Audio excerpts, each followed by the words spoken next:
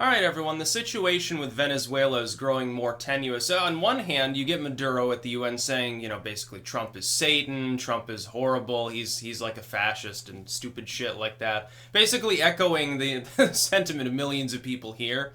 I wonder if they know how Maduro-like they sound sometimes. So like George W. sounding a lot like the so-called axis of evil leaders that he hated so much, supposedly, while buying oil from half of them.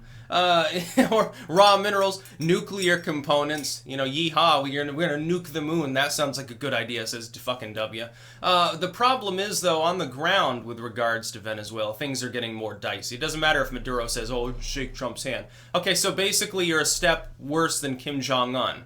You were worse than the devil, now you're better than the devil, and now Kim Jong-un's the only one. You're sort of like that. Oh, I want to have a summit with Donald Trump. Probably so I can insult him. The thing is, Venezuela, like pan-Latin American, especially Venezuelan-style politics, not the same as Korea. Trump, I don't think, would use the same tactic of saying, well, threaten, okay, I'll shake your hand. I don't think it would work the same way. I think in the situation of Venezuela, you should just shut out the government entirely. Say, no, I'm not going to shake your hand at all. Fuck off. So stop being a total tyrant in this hemisphere, and maybe we can talk. The thing is, like, oil prices are at a supposedly at a long-term ceiling right now. It's only like, what, 80 a barrel or something. It's not enough for Venezuela to turn a steady profit. They can't make their debt payments.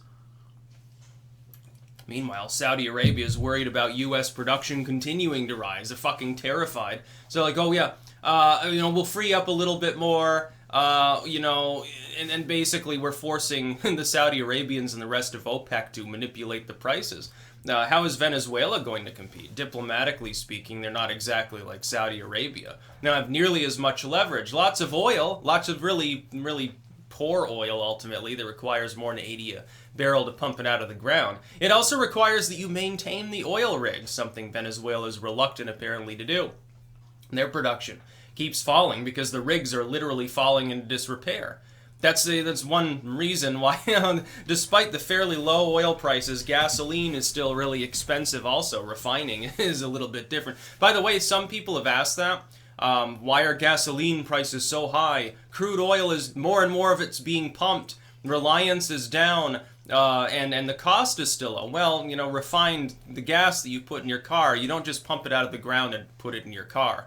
There's a process that you have to go through to make it usable for most purposes. For most clean purposes, you have to refine it in order to make these other materials that you'd want. As far as Maduro goes, he's nuts. His economy is flatlined. It's like, yes, I want to shake Trump's hand. I want to have diplomacy. What diplomacy? What fucking leverage do you have? Nobody approves of you in your own country. They voted for you primarily. Those that actually voted for you did it pretty much because the opposition is also corrupt. And people here in the United States, they have this pipe dream that if Maduro, got shot in the head tomorrow, Venezuela would stop being socialist and stupid. No, we keep being socialist and stupid. It's just a different stupid socialist would lead the country. Capriles and all these other people, they're all left-leaning. They're not like some hyper-capitalistic movement. The opposite, 90% of the people there, they still approve of socialism. They just blame Maduro for their problems. They don't even realize Chavez is the one that structured the economy poorly, leading to the situation they have today. It wasn't Maduro's fault. Oddly enough, Maduro is actually largely blameless. The only blame you can give Maduro is he kept up the policies that his very, very popular predecessor put into place. That's the only thing that Maduro's done wrong. That and killing people once they realize that problems are arising. Yeah, so major crisis may be looming. I oppose any form of direct involvement by the United States. If Brazil or Colombia, any of these countries want to get involved, and they should be encouraged to, it's like, at the same time that they've condemned Maduro in stronger terms than normal for the Latin American sphere. And people are like, oh, it's a historic rebuke to the Venezuelans. At the same time, they stopped short of declaring it to be what it is, which is a humanitarian crisis and a failed state requiring foreign involvement. Because they don't want to get involved. They don't want, Brazil has its own problems. You've got their election happening right now. It's not clear whether Brazil is going to be led by the sort of, lukewarm, center-right party, so-called center-right.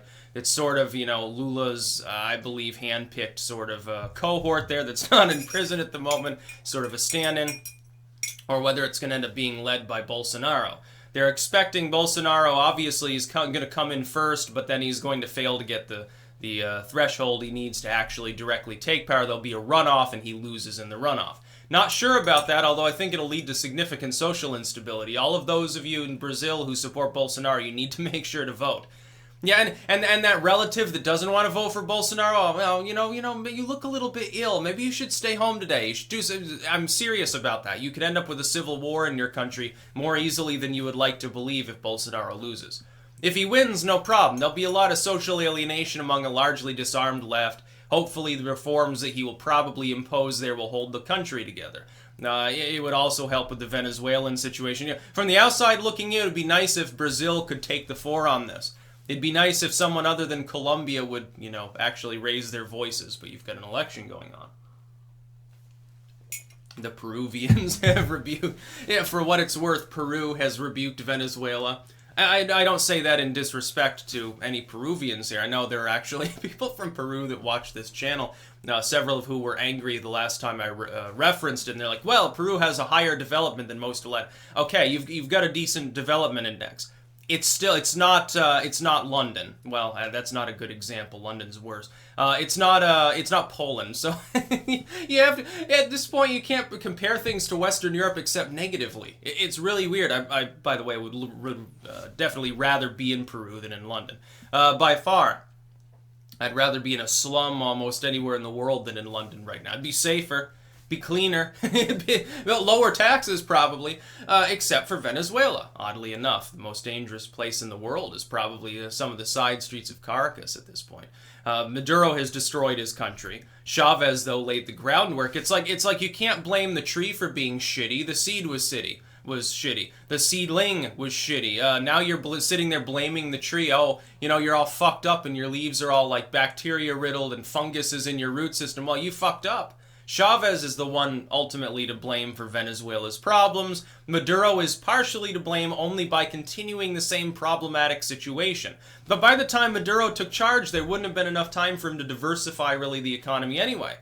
The debt spending, the necessity of continuing the welfare debt spending spigot, the endless printing of money and inflation cycle in such a system, because of the way the politics work, that's ultimately the central problem. When you get a situation like that, where you've decided to simply give people more of other people's money and productivity in order to buy votes, essentially it's what it amounts to. Socialism is literally no different from some rich capitalist going to the voting place and handing out $10 to everyone who's willing to check a box on a piece of paper. It's literally no different. The socialists want to pretend they're so high and mighty. No, it's the same fucking shit. It's vote buying. That's how it perpetuates itself and eventually destroys the economy. At least under the corporatist system, the dude in the top hat with the monocle handing out the money, he's doing it voluntarily within a private system, and it's not a government empowered to shoot you if you don't take the 10. Therein lies the difference. There's a superiority of even corrupted capitalism over outright socialism right there. Venezuela's got problems. I don't support any direct involvement, but I do hope the rest of Latin America does get involved. That's about all. Peace out.